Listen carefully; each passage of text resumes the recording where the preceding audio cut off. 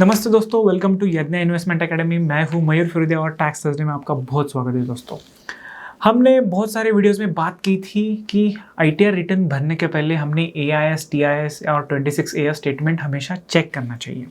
तो आज का हमारा टॉपिक है उसी रिलेटेड कि क्या होता है ये एआईएस, टीआईएस स्टेटमेंट या फिर 26 स्टेटमेंट, इसमें डिफरेंस क्या होता है, उसके बाद में ये कहाँ से निकलता है, इसका इंपॉर्टेंस क्या है इनकम टैक्स रिटर्न भरने के पहले चेक करना, और अगर इसमें कुछ गलतियां है तो उसको करेक्ट कैसे करें। और हम सबको मालूम है कि इनकम टैक्स रिटर्न फाइलिंग का सीजन शुरू हो चुका है। बहुत सारे लोगों को फॉर्म 16 ऑलरेडी मिल चुके हैं।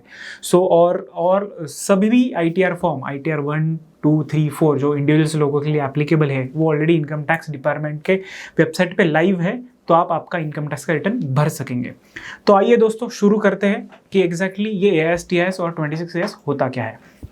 तो सबसे पहला क्वेश्चन है कि एआईएस, टीआईएस, 26AS होता क्या है। एआईएस मतलब है एनुअल इंफॉर्मेशन स्टेटमेंट, टीआईएस मतलब है टैक्स इंफॉर्मेशन समरी, और 26AS स्टेटमेंट इसका कोई ऐसा फुल फॉर्म या फिर ये नहीं है, बट पहले से उसको 26AS स्टेटमेंट ऐसा बोलते हैं। तो एक्चुअली डिफरेंस क्या है ये तीनों में। तो 26AS स्टेटमेंट ये पहले से मतलब लगभग 2009-10 से ये 26AS स्टेटमेंट आना चालू हुआ है, जिसमें आपके सभी प्रॉपर्टी के ट्रांजैक्शन या फिर आपके सभी टीडीएस के ट्रांजैक्शन, जो भी ट्रांजैक्शन जिसके ऊपर टीडीएस डिडक्ट होता है, ये सब ट्रांजैक्शंस 26AS में दिखते थे। बट लास्ट के 2 सालों से इनकम टैक्स डिपार्टमेंट में नया ये एआईएस, टीआईएस स्टेटमेंट लाया है।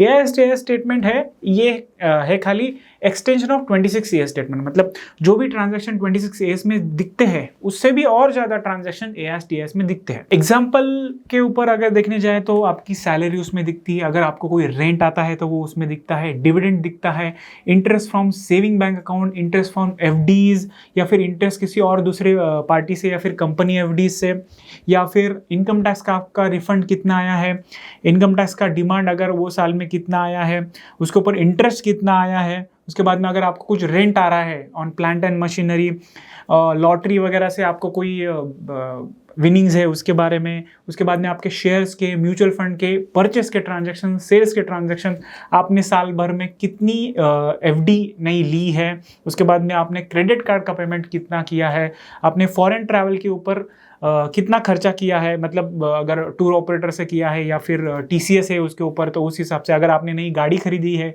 आपने अगर नया प्रॉपर्टी खरीदी किया है, तो ऑल इन ऑल सभी जो ट्रांजैक्शंस जो एक इंडिविजुअल करता है वो सब ये एआईएस, टीआईएस के स्टेटमेंट में आ जाता है।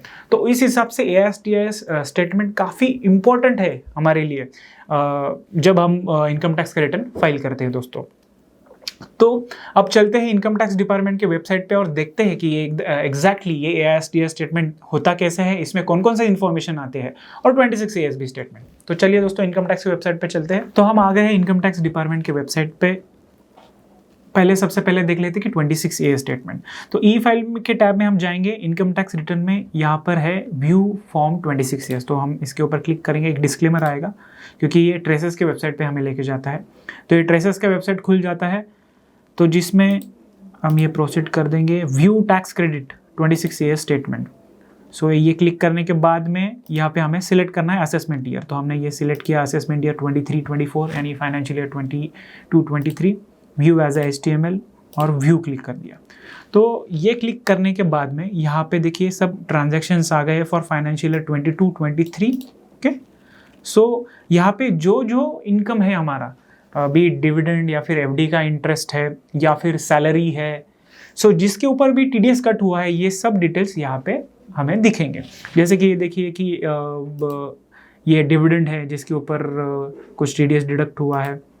उसके बाद में ये आईसीआईसीआई बैंक है जिसका 1494A, मतलब ये एफडी का इंटरेस्ट है जिसके ऊपर 20,000 रुपये का टीडीएस कट हुआ है। तो इस हिसाब से यहाँ पे सब डिटेल्स हमें जिसके ऊपर टीडीएस डिडक्ट हुआ है यहाँ पे दिख जाते हैं।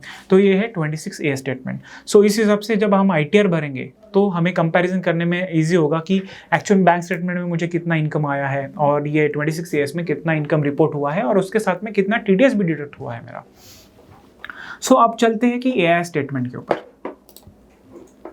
तो इनकम टैक्स डिपार्टमेंट की वेबसाइट पे वापस आने के बाद में ये डैशबोर्ड में ही नया एक कॉलम ऐड हुआ है directly for AIS।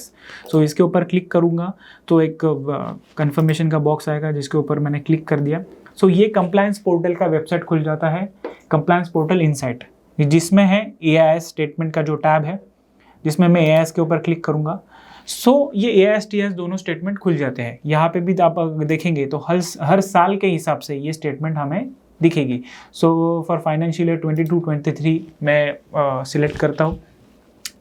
So tax information summary, ये AIS का एकदम क्रिस्प फॉर्म में एक हमें समरी मिलता है, जो भी हमारे ट्रांजैक्शन है जिस हिसाब से अगर आप देखेंगे तो ये मैंने ओपन कर दिया तो ये सब समराइज फॉर्म में आ गया कि डिविडेंड साल में मुझे कितना मिला है, interest on saving bank, interest from deposit, sale of securities of unit of mutual fund, miscellaneous payment, यानी ये मेरे हिसाब से क्रेडिट कार्ड का पेमेंट हो सकता है, परचेस ऑफ टाइम डिपॉजिट्स, कितने रुपीज़ का मैंने ये FD ये साल में बाय किया है, purchase of securities and units of mutual fund, कितना मैंने म्यूचुअल फंड या फिर शेयर्स का परचेस किया है। जब मैं ये कौन से भी टैब के ऊपर क्लिक करता हूँ सो उसके साथ में उसकी पूरी इन्फॉर्मेशन आ जाती है कि जैसे कि देखिए डिविडेंड इनकम मिला है PDS लिमिटेड से, कितना मिला है 1781। इसमें 3 कॉलम होते हैं, रिपोर्टेड, प्रोसेस एंड डिराइव। मतलब जब भी ये जो कंपनी है PDS लिमिटेड या फिर कौन सी भी कंपनी जो डिविडेंड देती है या फिर इंटरेस्ट देती है, ये इनकम टैक्स डिपार्टमेंट को फाइलिंग करती है और फिर उस हिसाब से इनकम टैक्स डिपार्टमेंट उस इंफॉर्मेशन को प्रोसेस करता है और हमें ये AIS TS स्टेटमेंट बताता है। तो उस हिसाब से ये सब कॉलम्स यहाँ पे आते हैं, तो हम यहाँ पे वेरीफाई कर सकेंगे कि एग्जैक्टली साल भर में मुझे कितना इनकम आया है।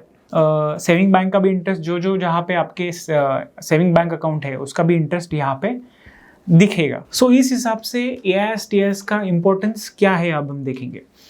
हर कोई इन्फॉर्मेशन यहाँ पर अवेलेबल है, तो उस हिसाब से आपकी कोई भी मतलब कोई भी इनकम मिस आउट नहीं हो जाएगा। सो उस हिसाब से करेक्टली आपका इनकम टैक्स का रिटर्न फाइल हो जाएगा।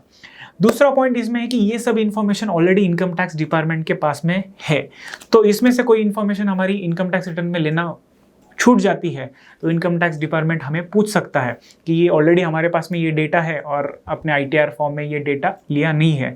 तो उसके बाद में आप इनकम टैक्स डिपार्टमेंट हमें उसके ऊपर डिमांड भी मांग सकता है और उसके साथ में पेनल्टी और इंटरेस्ट भी लगा सकता है। तो उसी हिसाब से इनकम टैक्स रिटर्न भरते टाइम AIS TS या 26A स्टेटमेंट भी पूरा चेक करना मत भूलिए दोस्तों। देखेंगे AIS स्टेटमेंट में कि AIS स्टेटमेंट बेसिकली पूरा डिटेल स्टेटमेंट आता है, कौन से डेट को कौन से अकाउंट में कौन सी चीज़ क्या हुई है। सो AIS स्टेटमेंट में बेसिकली 5 डिटेल्स है।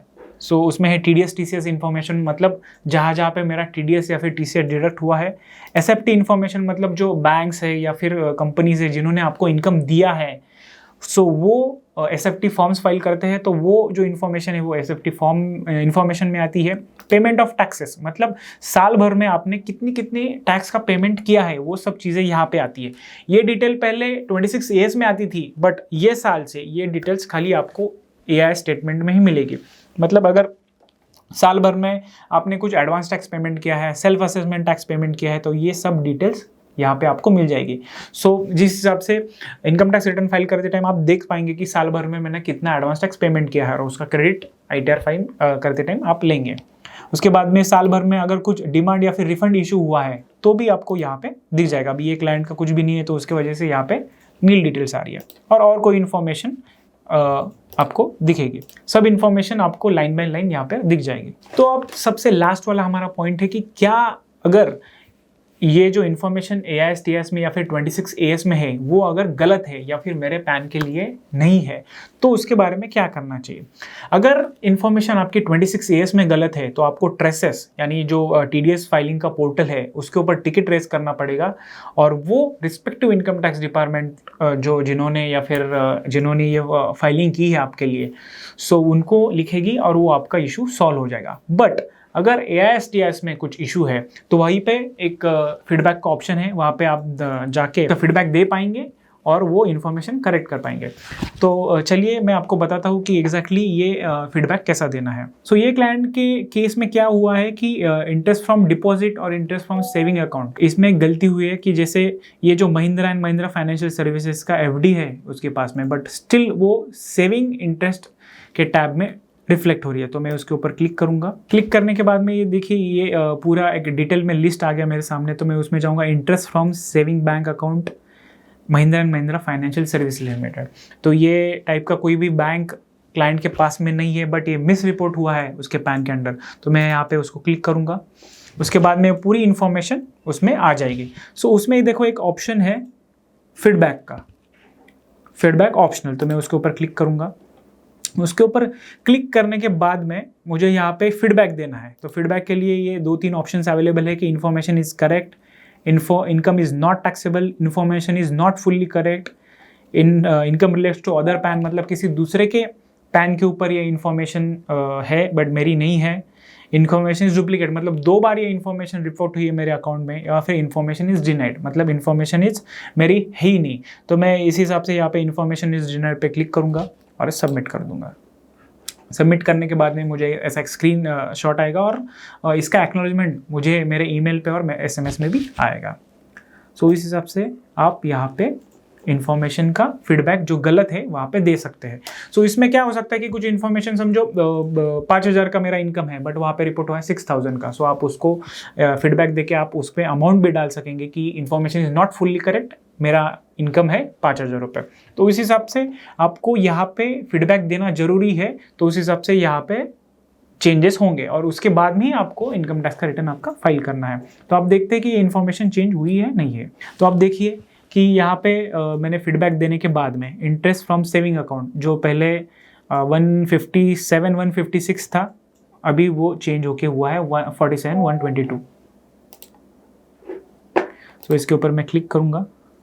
सो ये देखिए महिंद्रा एंड महिंद्रा सर्विसेज का जो मैंने रिपोर्टेड अमाउंट था बट डिराइव्ड आया 0, ये तुरंत चेंज हो जाता है इनकम टैक्स डिपार्टमेंट के ये AIS के स्टेटमेंट में। तो इस हिसाब से हमें हमारा AIS TIS का स्टेटमेंट और 26 AS का स्टेटमेंट चेक करना बहुत ज़रूरी है इनकम टैक्स रिटर्न फाइल करने के पहले। तो आई होप दोस्तों आपका आज का ये वीडियो पसंद आया होगा। अगर आपको और भी कोई क्वेश्चंस है related to your income tax return या फिर कुछ क्वेरीज है या फिर आपका इनकम टैक्स रिटर्न हमारे से फाइल करना चाहते हैं तो हमारे टैक्स एडवाइजर के प्लान्स चेक करना मत भूलिए दोस्तों। थैंक यू दोस्तों।